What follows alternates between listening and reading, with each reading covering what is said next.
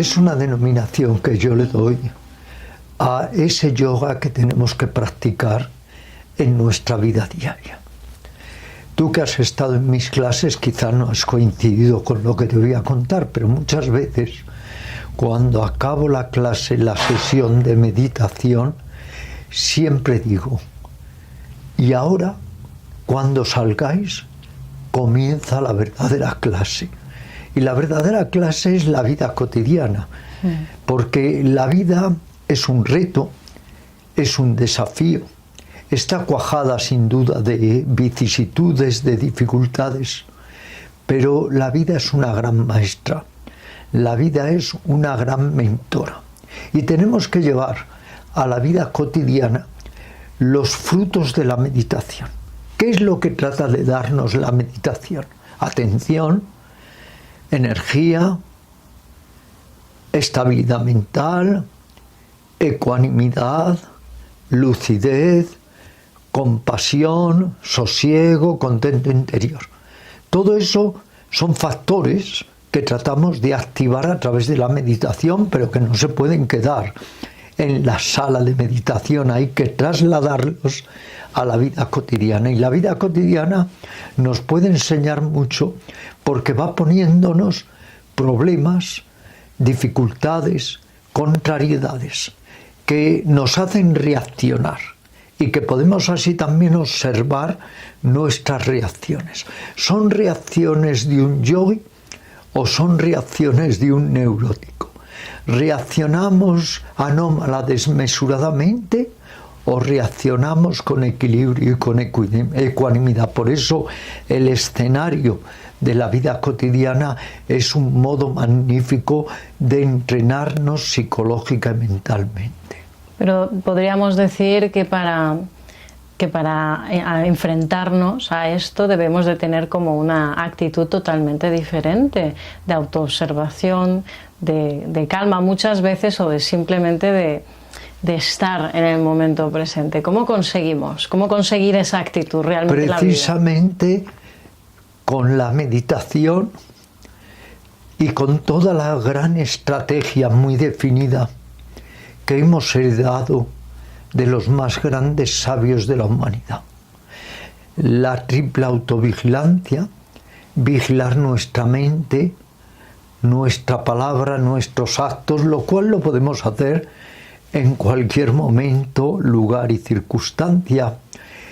Observarnos hacia lo más íntimo para ir poco a poco cultivando y desarrollando la presencia de sí, tratando de seguir un sadhana, es decir, una disciplina espiritual que también involucra el cuerpo, el verdadero hatha yoga, el trabajo consciente sobre el cuerpo, tratando en la medida de lo posible de motivarnos y remotivarnos, y lo más esencial en el yoga de la vida cotidiana, aprovechando los obstáculos para a través de ellos conocernos, transformarnos, realizarnos. Como dijo un maestro, si no tienes dificultades, búscatelas.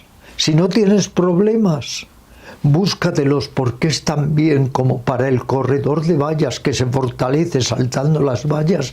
Esos problemas de la vida cotidiana nos ayudan a fortalecernos, a observarnos, a conocernos, a desarrollar sobre todo ecuanimidad, que ya podemos luego hablar de ella, es decir, equilibrio, el mantenernos en el punto medio sin incurrir en los extremos que son trampas o emboscadas. Hay un adagio tántrico muy interesante que reza: el mismo suelo que te hace caer es en el que tienes que apoyarte para incorporarte. La vida constantemente nos hace caer, pero en lugar de desfallecer, tenemos que reanimarnos, es decir, volver a tomar el ánimo para seguir viviendo en el día a día. No hay un día que no tenga problemas, ya dijo Jesús, a cada día bástale su afán o su dificultad, pero el yogi trata de mantener su centro aun cuando todo tiende a desmembrarnos y a descentrarnos.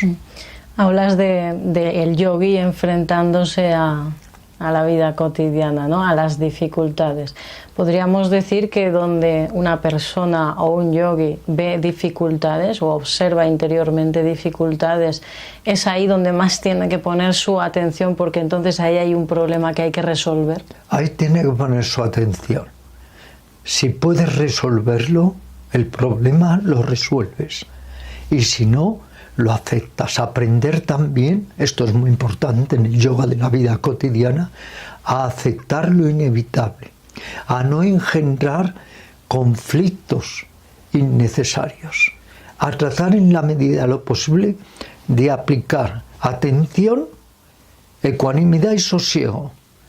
3 amigos, 3 aliados magníficos para la vida de cada día. No olvidemos que en la vida, como es movimiento, todo tiende a desestabilizarse, todo muda, todo cambia.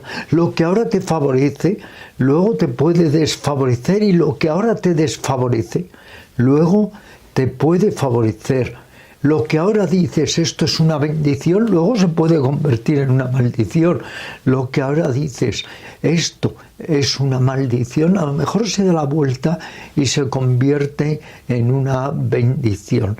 Cada día tiene su problema y tenemos que enfrentarlo, pero no de una manera agresiva, autocoactiva, en el sentido del fracaso, de la derrota o de la ganancia y el éxito, no, sabiendo que la vida es como es y que es como una gran madre, es como una gran maestra que a veces te enseña con tranquilidad, con, digamos, facilidad, y que a veces te enseña abruptamente con enormes dificultades.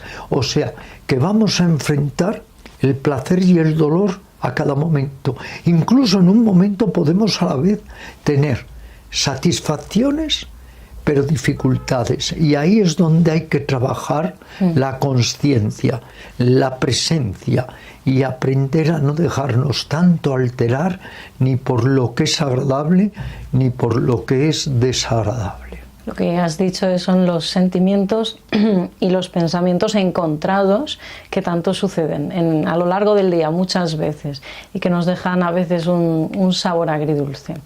Pero en medio de toda esta vorágine y aceleración de la vida en general, de la vida de las personas que la llevan, ¿no? Y que tienen la sensación de que no pueden parar, ¿qué podemos decirles? No como remedio, ni mucho menos, sino como una herramienta que poder usar en un momento determinado de su vida, en la que a lo mejor están en el metro, están en el coche, están volviendo a casa de trabajar con toda la prisa del mundo. ¿Qué pueden hacer ahí para de repente ser conscientes de sí mismos, de que están ahí, que están vivos? Lo primero, conectar con la fuente de vida, que es la respiración. Sentir la respiración, ralentizarla, tomar conciencia de ella.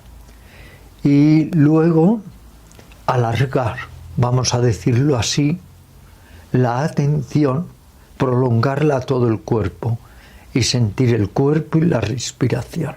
Y si se quiere todavía ir más allá, observar lo más ecuánimemente que se pueda el desfile de las ideas, los pensamientos, los estados de ánimo.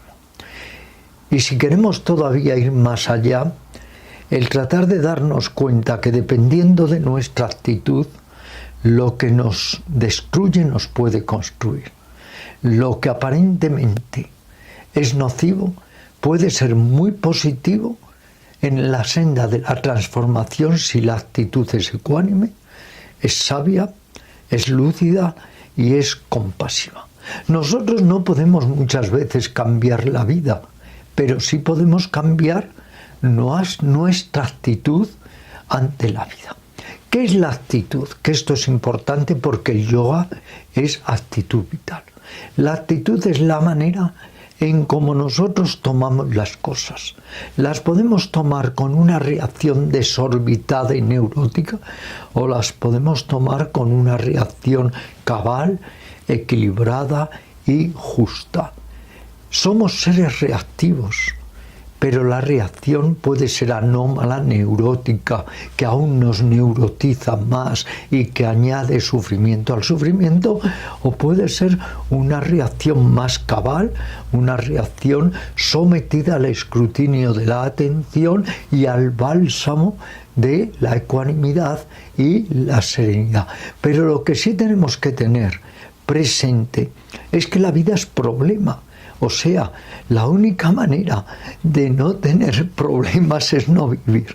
La vida es un problema continuado, pero no hay que escapar a ello, porque entonces fortaleces al enemigo, añades problemas a los problemas. Tenemos además que comprender que en cualquier situación el problema está ahí, porque la vida se encarga de desestabilizarlo todo. Cuando dices, ahora parece que todo está bien, en mi entorno, en mi trabajo, y de repente algo ya se desestabiliza, como un castillo de naipes que se viene abajo. Por eso es tan necesario meditar con regularidad para ir adquiriendo esa actitud de equilibrio, de estabilidad, incluso ante las vicisitudes de la vida. Es que si la vida no tuviera ningún problema, si no hubiera, por ejemplo, enfermedad, vejez, muerte, separación de los seres queridos, tener que soportar a personas indeseables, si no hubiera problemas, si no hubiera frustración, entonces no habría yoga. Tampoco habría ningún tipo de psicoterapia. Si ha surgido el yoga, el zen, la meditación, los muy diferentes tipos de psicoterapias, es para tratar de aliviar el sufrimiento del ser humano. Te diré dos cosas que son esenciales. Una, que tenemos la idea falsa de que si, por ejemplo, nos retiráramos de la vida, nos hiciéramos eremitas, anacoretas, ermitaños, cartujos, trapenses, sadhus o lo que fuere. Tenemos la idea falsa de que todo se iba a facilitar. No, las complicaciones siguen igual. Yo he tratado con infinidad de eremitas, de yogas, que han seguido teniendo muchísimos problemas, que de repente se han visto envueltos en juicios porque hasta incluso la pequeña ermita que tenían se la querían quitar. Y he aquí un yogi teniendo que afrontar juicios, ir a juicios. Es terrible, pero es que en cualquier lugar hay problemas, y te vas a un monasterio y también hay problemas porque te llevas mal con el abad o con el prior o con tu compañero, o no estás a gusto en tu celda, o no te dejan utilizar los libros de la biblioteca. Yo he vivido todo eso porque he visitado tantos monasterios, tantos ashram, que me he dado cuenta que los problemas continúan. Que eso que decimos, si te retiras es muy fácil. No, si te retiras es infinitamente más difícil. Y luego lo otro que te quería decir es que es una historia muy significativa que recojo precisamente en mi libro Las mejores historias o cuentos espirituales de Oriente y Occidente. Y es que un discípulo le pregunta al maestro, maestro, ¿dónde está la verdad? Y el maestro dice, en la vida de cada día.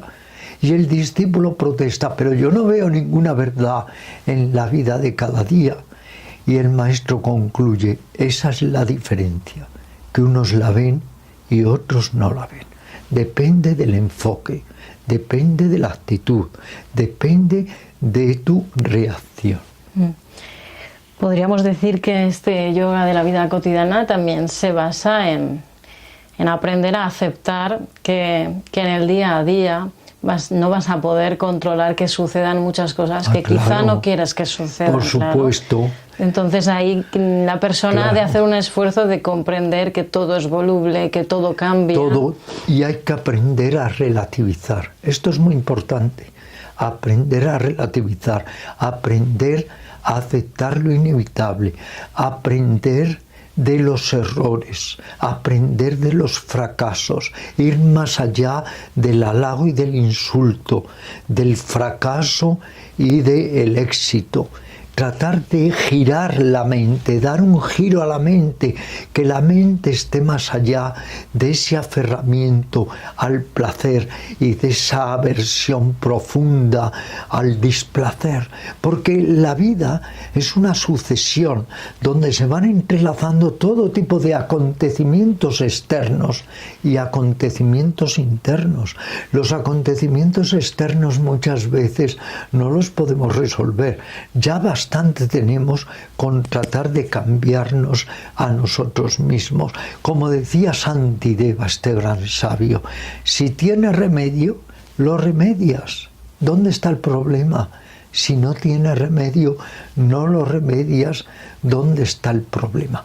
Ir más allá es incluso desear lo que ocurre, en lugar de estar rechazando todo y creando conflicto, tensión, obstrucción. Al revés, lo que ocurre es lo que ocurre, y tratar de incluso sentir que si está ocurriendo es por algo, y que aunque sea doloroso, tú puedes sacarle un gran aprendizaje. Si la vida es muy muelle, llega un momento que todavía nos dormimos más, nos atrofiamos psicológica, espiritualmente más. Hay que, de alguna manera, darle choques adicionales a la conciencia. Por eso repito ese maestro que decía, y si no tienes problemas o dificultades, te los buscas. Porque si no, la conciencia se va cada día letargando, embotando más y más y más.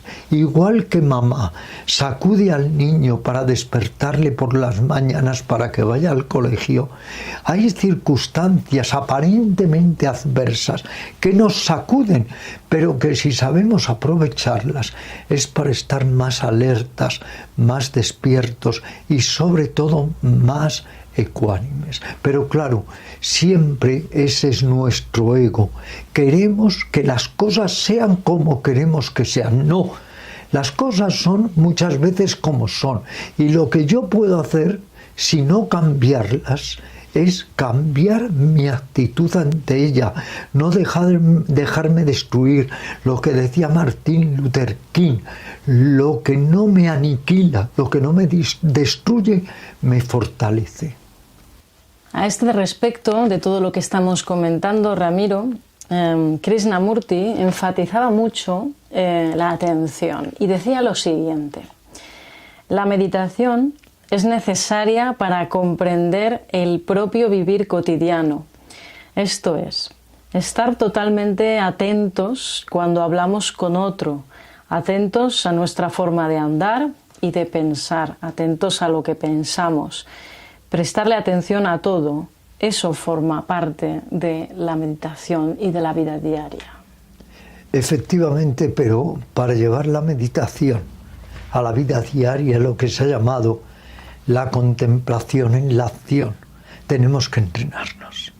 Igual que se entrena a un atleta, tenemos que entrenarnos. ¿Y cómo se entrena la mente? ¿Cómo logramos que esta mente que nos subyuga pueda ser nuestra aliada? A través de la práctica regular de la meditación. Por eso siempre mi consejo, entre comillas, es meditación sentada como entrenamiento y meditación en la vida cotidiana. Que no dejemos la meditación en la sala, en la habitación donde la hemos practicado. Tratemos de llevar los frutos, insisto, de la meditación a la vida de cada día. ¿Y la vida de cada día qué es? Es la relación con nosotros mismos y es la relación con los demás, y somos entidades biopsicosociales y tenemos que cultivar y estar atentos a nuestra biología y a nuestra psicología y a la relación con las otras criaturas. Krishnamurti también decía, cuando estás haciendo una caricia, estás en la profundidad de la caricia. Cuando estás oliendo una flor que te invada totalmente y te impregne el aroma de la flor. Tina Shan, que nos decía que incluso lavando los platos, si tu actitud es la adecuada, también es meditación. Y barriendo una habitación y haciéndola colada. O sea, tenemos que darnos cuenta de que los estados cumbres de conciencia también podemos bajarlos a la vida cotidiana, que no solamente hay que estar mirando un atardecer, un amanecer, o abrazando al ser querido, o deleitando el transcurso de un río, sino que en cualquier momento, con las cacerolas, con los pucheros, como decía Teresa de Jesús, en cualquier instante nos pueden visitar esos estados superiores de conciencia. Tenemos que ser más receptivos a ellos. Tenemos que darnos cuenta que si la actitud es la adecuada, si el sentir es el inspirado, si somos capaces de conectar con nuestra presencia aunque estemos en una calle totalmente abigarrada y estruendosa, aún ahí encontraremos paz, aún en lo aparentemente ruidoso encontraremos momentos de silencio. Pero esto en realidad es posible gracias a la atención. No solo a la atención. La atención es una parte. La atención es algo, es un factor de iluminación, sí. Pero es uno. Es que hoy con lo del mindfulness, el falso mindfulness, el degradado mindfulness, se nos hace creer que la atención es todo. Pero ¿qué es la atención sin virtud? ¿Qué es la atención sin ética genuina? Que puedas estar muy atento siendo un terrorista, que puedas estar muy atento siendo un ladrón, que puedas estar muy atento siendo malvado. No, la atención tiene que ir acompañada de la virtud, de la ética genuina. ¿Y qué es la atención si no está bien dirigida? ¿Qué es la atención si no va acompañada o asociada de sabiduría, del recto ver, del recto proceder? Pues tampoco es nada. Luego es que la atención como un fragmento no es nada, es una parte. También el asana es un fragmento, una parte del yoga, pero no basta. La atención lo que trata además de conseguir es una comprensión clara, una comprensión profunda, una comprensión penetrativa de la naturaleza última de la vida, de darnos cuenta que las cosas no son como parece que son, que las cosas no son como nos han dicho que son, que todo está velado, que todo está aparentemente revestido de ilusión y que tenemos que penetrar. Atención, atención que nos lleva a la comprensión profunda y todo ello apoyado en la virtud y en la sabiduría. Qué bonitas palabras, Ramiro. Sí, ¿verdad? porque si no puedes estar muy atento a guillotinando a una persona y siendo sí el mejor verdugo porque tienes mucha atención, pero careces de corazón, de humanidad, de compasión, de virtud, un largo etcétera. Es verdad. Bueno, para que la gente se inspire un poco, ¿cómo conviertes tú, Ramiro, la vida en un yoga? Bueno, ¿Cómo lo haces? Mi vida es muy simple. A veces me preguntan, cuando me entrevistan, ¿cómo es la vida de cada día de Ramiro Calle? Pero no tiene ningún secreto. Antes yo llevaba una vida mucho más, digamos, agitada, accidentada, porque viajaba constantemente por Asia. Mi vida ha corrido peligro en numerosas ocasiones, porque asistía a toda clase de actos, de congresos, viajaba por España impartiendo seminarios.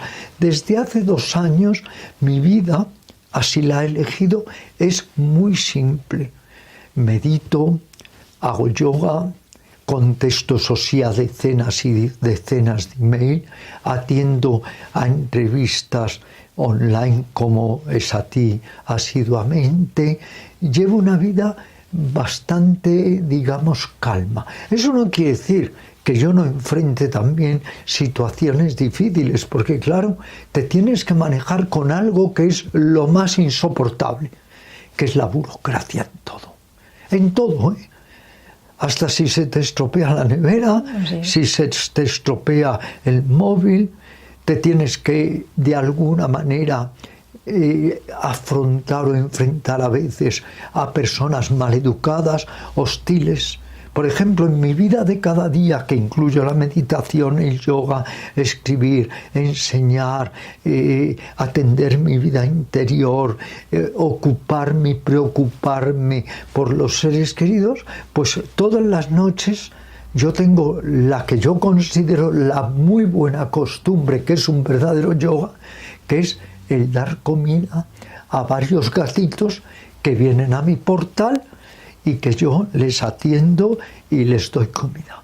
Pero ahí también tengo que aplicar la ecuanimidad, porque hay un par de insoportables señoras que deben tener muchos problemas internos y muy poca compasión, que constantemente me llaman la atención también porque les doy de comer a los gatos. ¿Qué hago?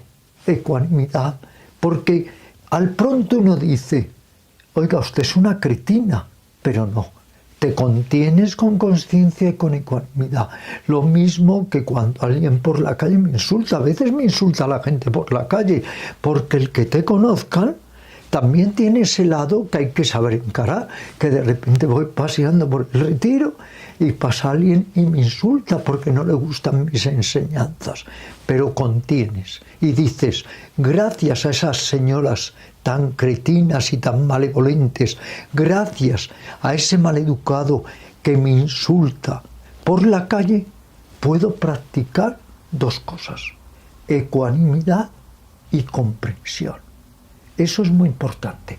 Por eso, cada día, ahora que ya tengo un poquito más de 80 años, me doy cuenta de que el despertar de la conciencia no sobreviene de una forma gratuita.